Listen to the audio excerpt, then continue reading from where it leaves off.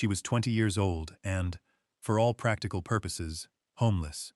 Her uncle had dismissed her with $75 and a final, clipped sentence that was more of a ledger closing than a farewell.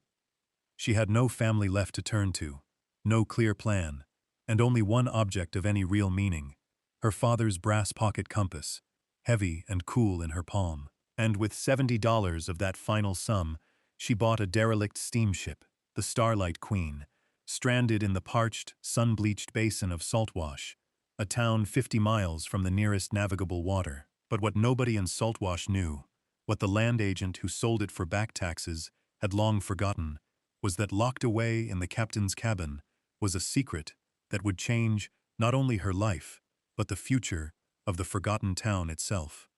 Settle in and let us know where you're watching from as we tell the story of Mabel Thornton and the ship that became her world. Mabel's life had been shaped by the contrary forces of steam and ink. Her father, Thomas Thornton, was a riverboat engineer, a man who spoke the language of boilers and pistons, whose hands were permanently stained with grease, and whose heart was full of the river's nomadic freedom. He smelled of hot metal and coal smoke, and he had taught Mabel the beauty of a well-seated gasket and the precise tolerance of a polished brass fitting. He believed the world was a magnificent machine, and that understanding how it worked was a form of reverence. Before he was lost to a boiler explosion when she was 12, he had given her the compass. "So you always know your heading, May," he'd said, his voice a low rumble, "even when the river bends." Her mother had passed years before that, a quiet, fading from consumption that left Mabel with only a vague memory of lavender scent and a gentle hand on her forehead. After her father's death, she was sent to live with his only living relative, his older brother Silas. Silas Thornton was a man of ink. He was a merchant in a small, prosperous town, a man who believed the world was a ledger book of profit and loss, and that understanding its cold arithmetic was the only virtue that mattered. He took Mabel in, not out of affection, but out of a grudging sense of duty, a debt he felt was owed to the family name. She was an entry in his accounts, an expense to be managed. She worked in his mercantile, her quiet competence a stark contrast to the loud, boastful manner of her cousins. She swept the floors, stocked the shelves, and soon, Silas discovered her sharp mind and steady hand were perfect for his ledgers. She learned the language of his world, too. Accounts receivable, inventory, cost of goods sold. But she never forgot her father's language. In the evenings, she would study the engineering schematics he had left her, intricate drawings of steam engines and paddle wheel assemblies. While her uncle saw only a dependent, her father had seen a partner, a mind as curious and capable as his own. She carried his compass in her apron pocket always, its weight a constant grounding presence. It was a connection to a world where value was measured not in dollars, but in craftsmanship, in the elegant and powerful logic of a machine built to master the current. This quiet, dual education in mechanics and commerce made her observant, patient, and deeply self-reliant, qualities her uncle never recognized and certainly never valued. He saw only a quiet girl who cost him money, unaware that he was housing the one person who truly understood the foundations of the world he profited from. The end of her time in Silas Thornton's house came as quietly as it had begun. It was not a shouting match or a dramatic scene, but a simple, administrative decision delivered across the polished surface of his oak desk. His eldest son, Walter, was getting married, and the bride's family was of some standing. A place had to be made for the new daughter-in-law, both in the household and in the business. Mabel was, in the cold calculus of her uncle's world, a redundant asset. He called her into his office one Tuesday morning, the air thick with the smell of leather and old paper. He did not ask her to sit. He stood behind his desk, his hands clasped behind his back, looking not at her, but at a point on the wall just over her shoulder. "Mabel," he began, his voice devoid of any emotion, "Walter is to be wed next month. His wife, Eleanor, will be taking over the household accounts and assisting in the store. Your room will be needed for them." He paused, letting the words settle in the silent room. I have determined that your services are no longer required. He slid a small, thin envelope across the desk. This is $75. It represents a final settlement for your years of work. I consider it a generous amount. It was not a negotiation. It was a pronouncement. Mabel looked at the envelope, then back at his impassive face. She saw no malice there, but also no warmth, no flicker of familial connection. She was a line item being closed out. She had known this day would come, in one form or another. She had been living on borrowed time, a guest in a house that had never felt like a home. She did not plead or argue. To do so would have been to show a vulnerability he would neither understand nor respect. She simply nodded once. I understand, she said, her own voice as steady as his. She took the envelope. She went upstairs to the small attic room that had been hers for 8 years and packed her few belongings into a single carpet bag. 2 worn dresses, a change of underthings, her father's schematics rolled and tied with a bit of twine, and a small bag of tools she'd carefully accumulated. She left the quilt on the bed, the book on the nightstand. They belonged to the house, not to her. As she walked down the stairs, she paused and looked at the family portraits on the wall. Her father was not among them. It was as if he, and by extension she, had never really been there at all. She closed the front door behind her without a sound, the compass in her pocket, a solid, reassuring weight against her leg. The journey had begun.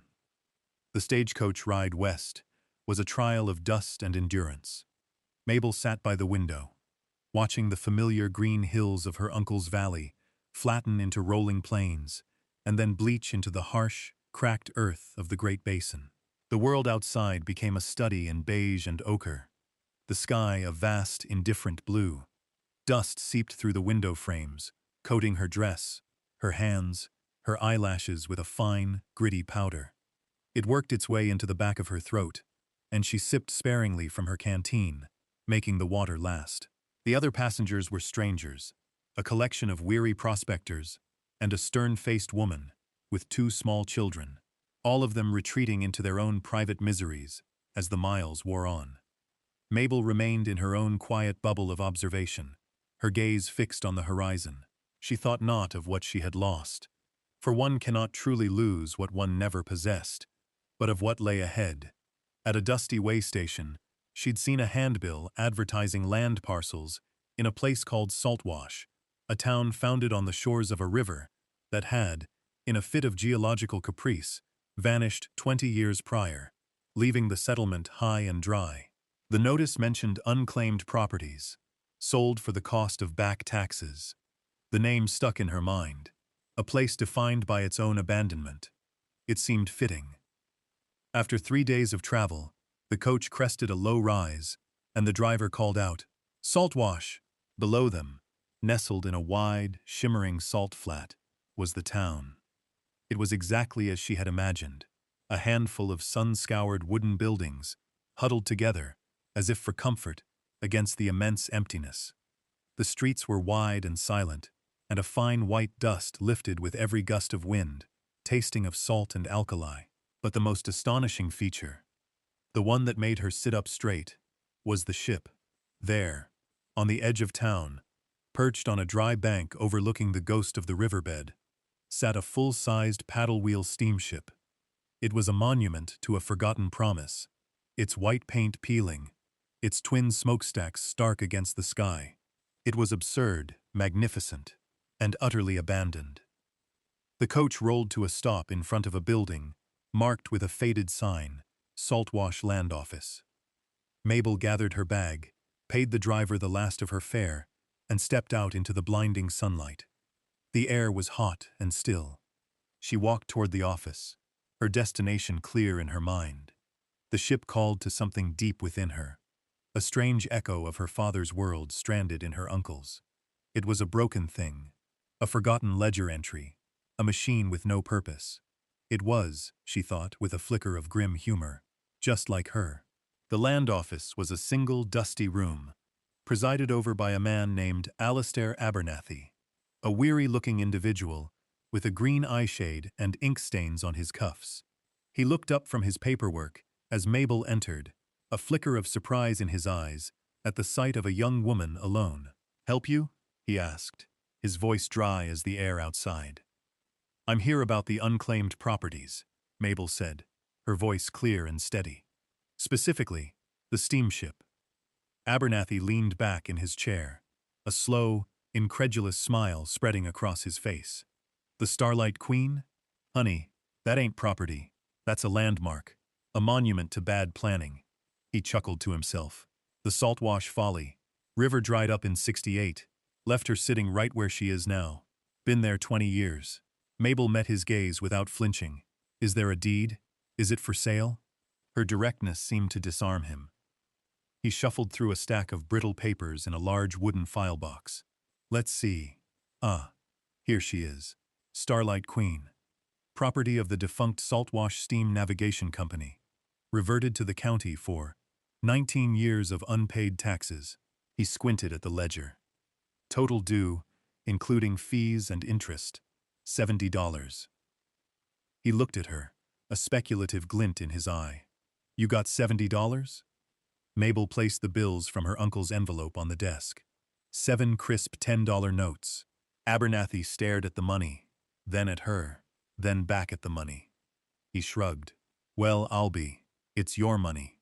He filled out the transfer of deed with a scratchy pen, his movements slow and deliberate. He sanded the ink, stamped it with a heavy seal, and pushed the document across the desk. "She's all yours, miss. Hull, boilers, paddle wheel, and all the dust and rats therein. Good luck to you." Mabel folded the deed and placed it in her bag. She walked out of the office and toward the ship, the legal owner of the largest, most useless object in the entire basin. As she drew closer, its scale was immense. The hull rose a good 30 feet from the ground, its timbers bleached gray and cracked like old bone. The name Starlight Queen was still visible in faded gold leaf on the bow. She found the gangplank, miraculously still intact, and walked up onto the main deck. The wood groaned under her weight. Dust lay thick as a blanket over everything. On the upper deck, she peered through the grimy windows of the Grand Saloon, seeing the ghosts of velvet-covered chairs and brass lamps. She made her way to the stern, to the engine room access. The hatch was stiff, but she managed to pry it open. She climbed down the iron ladder into the heart of the vessel, and there, surrounded by the silent, massive forms of the twin boilers and the great sleeping piston arms, she felt the first true stirring of something like hope. The machinery was covered in dust and cobwebs, but it was fundamentally sound. The iron was pitted but not rusted through. The brass fittings were tarnished but solid. It was a language she understood. It was her father's world. This was not a folly. It was a fortress. It was a home waiting to be awakened. The first week aboard the Starlight Queen was a battle against 2 decades of neglect. Mabel's initial task was simply to make a small corner of the vast vessel habitable. She chose a small steward's cabin on the main deck, one with a window that faced east to catch the morning sun. The door hung on one hinge and the glass was gone from the window, but it was a space she could claim. Her days fell into a rhythm of relentless, methodical work. She spent the first 2 days just sweeping, pushing out mountains of dust, dirt, and the desiccated remains of long-dead creatures. She used a piece of sailcloth she found in a storage locker to patch the window, creating a translucent barrier that let in light but kept out the worst of the wind. She repaired the door hinge with a piece of wire and a nail, her small collection of tools proving invaluable. Water was the most pressing concern. The town well was a quarter-mile walk, and she made the trip twice a day with 2 large buckets she'd found in the ship's galley. The journey back a slow, careful plod to avoid spilling a single precious drop. She learned to be frugal with it, using one portion for drinking and cooking, and reusing the gray water to wash the floors. She found a small, pot-bellied stove in the galley, its flue pipe rusted through in several places. She spent an entire day carefully disassembling it, cleaning each part, and patching the pipe with strips of tin cut from an old crate. That evening, for the first time, she lit a small fire, the scent of burning mesquite filling her small cabin with a warm, comforting glow. It was a profound victory, a small pocket of civilization carved out of the dereliction. Her attention, however, was repeatedly drawn to the captain's cabin. It was situated at the forward end of the upper deck, part of the pilot house, commanding the best view of the dry riverbed. Its door was made of solid oak and was locked fast. The brass keyhole was dark and impenetrable. She tried the few skeleton keys she found on a ring in the galley, but none would turn the lock. She examined the hinges, but they were heavy-duty strap hinges, bolted from the inside. There was no simple way in. Curiosity gnawed at her, but it was more than that. The cabin represented the ship's command center, its brain. It felt incomplete, unsettled, to have it sealed off. More practically, it was the most secure room on the ship, the most defensible. One afternoon, after securing her own small space, she decided she would get in, one way or another. She brought her tools to the upper deck. First, she tried to pick the lock, using a thin piece of wire and a small tension wrench she fashioned from a nail. She had watched her father do this once on a stubborn toolbox. She worked patiently for over an hour, feeling the faint clicks of the pins, but the mechanism was seized with rust and time. It wouldn't yield. Frustrated, but not defeated, she shifted her strategy. She would not break the door, but she would unmake it. She would remove the lock itself. The lock set was held in place by two large screws. Their slots, so clogged with grime and tarnish, she had to spend 10 minutes carefully scraping them clean. With her largest screwdriver, she put her entire weight into it, turning with slow, steady pressure. The metal groaned in protest. The first screw turned a fraction of an inch, then another. It took her nearly an hour of straining effort, her knuckles raw, but finally, both screws were out. She carefully worked the brass lock set out of its mortise. With a final clunk, it came free. The door swung inward with a low, mournful creak, opening the room to the light for the first time in 20 years. The air that billowed out of the captain's cabin was stale and dry, carrying the scent of old paper and sun-baked wood. A fine, pale dust coated every surface, preserving the room as a perfect tableau of its last moments of use. A sturdy oak desk stood against the far wall, a captain's chair before it. On the desk sat a heavy logbook, bound in dark leather, lying open. A brass oil lamp, its glass chimney miraculously intact, stood beside it. To the left was a narrow cot, its blanket folded with military precision. To the right stood a large, iron-banded sea chest. Mabel stepped inside, her boots making soft prints in the dust. She ran her hand over the desk, the wood smooth and cool beneath the grime. She walked over to the logbook and gently brushed the dust from its pages. The ink was faded, but legible, written in a strong, clear hand. The entries chronicled the final, futile weeks of the Starlight Queen's life on the water. May 10th, 1868. Water level down another 4 inches. Ran aground twice today. Had to winch her off the sandbar. The river is dying. The final entry was dated June 1st, 1868. Tied her up at the saltwash landing for the last time. The company has dissolved. The passengers are gone. I am all that remains. The river is gone. God help us. It was signed, Captain Elias Vance. Mabel felt a strange kinship with this long-dead captain. Another soul left behind by a world that had moved on without him. She began to clean the cabin, not with the frantic energy of her first days, but with a quiet reverence. As she was wiping down the heavy oak desk, she noticed something peculiar about its construction. It was a simple, functional piece, but the front panel beneath the main drawer seemed to be made of a different grain of wood, a subtle mismatch that only a careful eye would catch. She ran her fingers along its edge. There was no handle, no seam. She pushed on it, first gently, then with more force. Nothing. She examined the drawers. There were 3, all of which she had opened and found empty. But the depth of the drawers didn't seem to match the depth of the desk itself. There was a void, a hidden space. She returned to the front panel and began tapping it lightly, listening to the sound. Most of it was a dull thud, but near the right side, the sound was slightly more hollow. She pressed firmly in that spot. She felt a faint click, a release of tension, and a section of the panel, no bigger than a book, swung inward on a hidden hinge. Inside the dark cavity was a small, oilcloth-wrapped bundle and a neatly stacked pile of banknotes, held together by a leather strap. Her heart hammered in her chest. With trembling hands, she lifted the money. It was a mix of federal notes and gold certificates. She counted it slowly, her lips moving silently. It came to $3,000. A fortune. More money than she had ever imagined seeing in one place. Beneath it lay the oilcloth package. She untied the twine and unrolled it. Inside was a letter, the paper yellowed, but perfectly preserved, and a small object, a little bird, carved from a single piece of driftwood, its wings half spread, as if in mid-flight. She picked up the letter. The same strong, clear hand that had filled the logbook addressed it simply, "To whomever finds this." She sat in the captain's dusty chair and began to read. The words of Captain Elias Vance filled the silent cabin, a voice reaching across 2 decades of silence. "If you are reading this, then you have found my last port of call. You have likely also found my ship, a monument to a river that forgot its own course.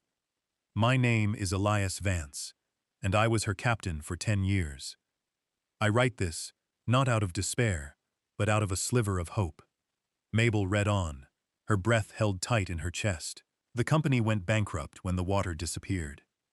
They paid me what little they had, and left the ship to me as my final severance. I had planned to sell her for scrap, to take my family west to the coast, but there were no buyers. No one wanted a steamship in the middle of a new desert. My wife, Sarah, and our daughter Lily were with me in Saltwash. We were waiting for the spring thaw, hoping it might raise the water enough to move the Queen downstream. But the thaw never came. Instead, a fever came through the town that winter. It took them both within a week of each other. Lily was only 6. Mabel stopped reading, her fingers tracing the smooth wood of the carved bird. It was a child's toy, a small, simple thing, imbued with an impossible weight of love and loss. She continued reading the letter. "After they were gone, I had nothing left to go west for. This ship was my last connection to the life I had known. I stayed. I worked odd jobs in the town, but I lived aboard the Queen. I kept her as best I could. The money you have found is every dollar I saved in my life. It is the wages from 10 years on the river and the small earnings from my time here. It is not a king's ransom, but it is a stake. It is enough to start something. I have no kin to leave it to. So I leave it to you, whoever you are. I leave it to the person with enough patience and vision to find value in what everyone else has abandoned. Use it well. Perhaps you can make this place live again, or perhaps it will be your passage to a better one. That is for you to decide. All I ask is that you remember that a man named Elias Vance loved his family and loved this ship." The letter was signed simply, Captain Vance. Mabel folded the letter carefully and placed it back in its oilcloth sheath. She looked around the cabin, at the desk, the cot, the logbook. It was no longer just an empty room. It was a trust. The $3,000 was not a treasure she had found, but an inheritance she had been given. She picked up the carved bird and held it in one hand, and from her pocket, she took out her father's brass compass and held it in the other. One was a guide to the world, the other a reminder of what made a place a home. She would not be leaving Saltwash. Captain Vance had left her a stake, and she would honor his hope. She would make this place live again. The Starlight Queen would have a new purpose. The captain's inheritance changed everything. It was not just money. It was possibility. It was the means to turn survival into a future. For 2 days, Mabel did nothing but plan. She sat at Captain Vance's desk with paper and a pencil, sketching, calculating, and thinking. She would not just live in the ship. She would transform it. Saltwash, for all its desolation, was on a crossroads. Prospectors, surveyors, and traders passed through, but there was no respectable place for them to stay. Only a rowdy saloon, with a few grimy rooms above it. The Starlight Queen would become the Starlight Inn, a clean, safe boarding house. The cavernous engine room, with its high ceilings and sturdy iron foundations, would become her workshop, a place for repairing wagons, tools, and whatever machinery found its way to her. It was an ambitious plan. one that would require immense labor. With the captain's money carefully secured, she walked into town and began to purchase supplies. She bought lumber from the town's small, struggling mill, panes of glass from the general store, nails, screws, paint, and gallons of linseed oil. The townsfolk watched her with quiet curiosity, their initial amusement at the girl who bought the folly turning into a grudging respect as they saw the sheer volume of materials she was hauling back to the ship, load by load, in a hired buckboard. Her first major project was to make the vessel entirely weatherproof. She started on the upper deck, methodically replacing every broken window, carefully scraping out the old, hardened putty, and setting the new panes of glass with fresh glazing points. It was slow, exacting work. Then she turned her attention to the deck itself. The planks were sun-bleached and shrunken, with gaps between them that let in wind and dust. She bought barrels of pine tar and spent a week on her hands and knees, laboriously caulking every seam with oakum and sealing it with the hot, sticky tar, the same way her father had taught her sailors waterproofed their ships. The work was grueling, but with each sealed seam, the ship felt more solid, more whole. It was during this work that she had her first real interaction with one of the townspeople. An old man named Jedediah Croft, the town's semi-retired carpenter, stopped by one afternoon, his hands tucked into the bib of his overalls. He watched her for a long time, his brow furrowed. "You're using ship's caulking," he finally said, his voice a gravelly rasp. "That's right," Mabel replied, not stopping her work. "She was a ship. She deserves to be treated like one." A slow smile cracked his weathered face. "That she does." He pointed with his chin toward a section of the railing that was sagging. "That post is rotten at the base. You'll need to brace it before you put any weight on it." The next morning, he returned with a solid piece of oak and his own tools. "Figured you could use this," he said, and he showed her how to cut a mortise and tenon joint to secure the new post, a skill far beyond her own knowledge. He asked for nothing in return. He was the first. A few days later, Martha Paisley, the baker's wife, a stout woman with kind eyes, came up the gangplank carrying a covered basket. "I see your lamp burning late every night," she said, her voice warm. "A body can't live on hard work alone." Inside the basket was a loaf of fresh bread, a crock of butter, and a thick slice of apple pie. From then on, Martha came by twice a week, always with some offering from her kitchen. She never stayed long, but her quiet, steady generosity was a balm to Mabel's solitude. The last piece of the puzzle fell into place when she began work on the engine room. She needed to fabricate a new hinge for the massive cargo door, a piece of ironwork that required a forge. She went to the blacksmith, Samuel Finch, a young man with powerful arms and a serious demeanor. She brought one of her father's old schematics to show him the precise design she needed. He looked at the drawing, his professional eye appreciating the clean lines and detailed measurements. "Your father was an engineer," he stated, not a question. "He was," Mabel said. Samuel nodded. "I can make this. But it would be better if you helped. You know what it needs to do." For the next 2 days, she worked alongside him at the forge, learning the rhythm of the hammer, the smell of hot iron, the critical moment to quench the steel. He charged her only for the cost of the iron.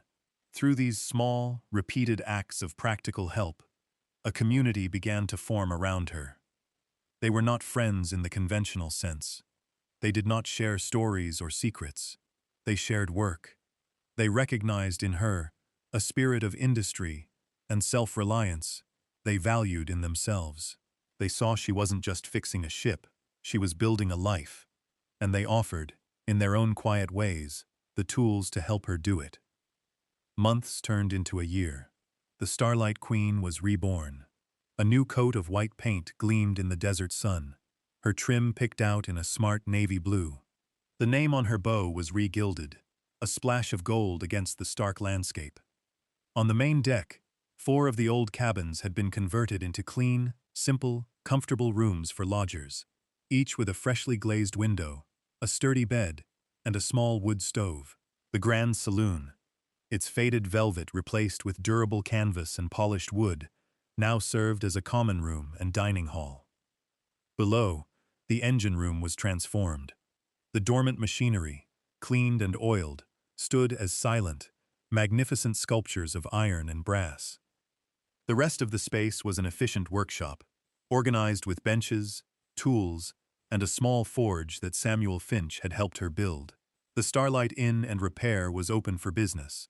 Her name, Mabel Thornton, became known throughout the basin. People started calling her Miss Mabel, the proprietor of the inn. Her first guest was a geologist from the State Survey, who stayed for a month and paid her in gold. He was followed by a circuit judge, a pair of trappers, and a family heading west who needed their wagon's axle repaired. They came for the clean rooms, the good, simple food that Mabel cooked in the galley kitchen, and her growing reputation as a skilled mechanic. Her life settled into a new, satisfying rhythm. She rose before the sun, the first light finding her in the galley, starting the fire in the big cook stove. The smell of coffee and bacon would drift out across the silent town, a signal that the day had begun. Jedediah Croft, the old carpenter, took to coming by for coffee every morning, sitting with her in the saloon as they watched the sunrise paint the salt flats in shades of pink and orange. Martha Paisley supplied the inn with all its bread and pastries, and they would trade, a room for her visiting cousin in exchange for a month's worth of baking. Samuel Finch used Mabel's workshop for larger projects that wouldn't fit in his own smithy. The ship was no longer an object of ridicule, but the quiet, beating heart of the town's commerce and social life. It was a place of rest, of repair, of community. Children from the town would sometimes come and play on the lower deck, and Mabel would let them, showing them how the great paddle wheel pistons worked, telling them stories of the river that used to be. She was no longer the outcast, the solitary girl with $75. She was a fixture, a respected business owner, a part of the fabric of Saltwash. The town, once defined by what it had lost, was slowly being redefined by what had been built in its place. The Starlight Queen had finally found its permanent, and most important, port of call. One evening in late autumn, as the desert air grew crisp and the sky deepened to a bruised purple, Mabel stood on the captain's walk outside the pilot house. She looked out over the town of Saltwash. Lights glowed in the windows of the small houses and the general store, warm and inviting against the vast, dark expanse of the basin. The lamps of her own inn cast a welcoming pool of light onto the ground below, where a traveler's wagon was parked for the night. A thin curl of smoke rose from the saloon's chimney, and she could hear the faint sound of a piano. The town was quiet, but it was alive. She had been here for nearly 2 years. She went inside, into the captain's cabin, which was now her office and private sitting room. A fire crackled in the small stove, casting a warm light on the polished wood of the desk. She sat in Captain Vance's chair, its wood worn smooth by years of use. On the corner of the desk, 2 objects sat side by side. One was her father's brass compass, its needle pointing faithfully north. The other was Captain Vance's carved wooden bird, its wings forever poised for flight. She thought of the 2 men she had never been able to say a proper goodbye to. Her father, Thomas Thornton, who had given her the skills to understand the world and a tool to find her way in it, and Captain Elias Vance, a man she had never met, a stranger, bound to her by a shared experience of loss and a common love for a stranded ship. He had given her a stake, but more than that, he had given her a purpose, a legacy to honor. She thought, for a fleeting moment, of her uncle Silas. She felt no anger, no bitterness, only a kind of distant sorrow, for a man who lived in a world so small he could measure it with numbers. He had dismissed her with $75, a sum he believed would erase her from his life. He could never have imagined what that paltry sum could build. He saw value only in what could be bought and sold, and had cast away both a person and a place he deemed worthless. And from those 2 discarded things, she had built this entire world. Mabel Thornton was 20 years old when she arrived in Saltwash with almost nothing. She had spent $70 on a derelict steamship 50 miles from the water. It was the best $70 she ever spent. It had bought her more than a home. It had bought her a life. If Mabel's story of finding a home in the most unlikely of places moved you, consider subscribing for more tales of resilience and discovery. We believe that value can be found in the most forgotten corners, and strength in the quietest hearts. And now we'd like to leave you with a question to carry into your week. What forgotten thing in your own life, or in your own community, might hold a hidden value, just waiting for a second look? Let us know in the comments below. Thank you for being here with us.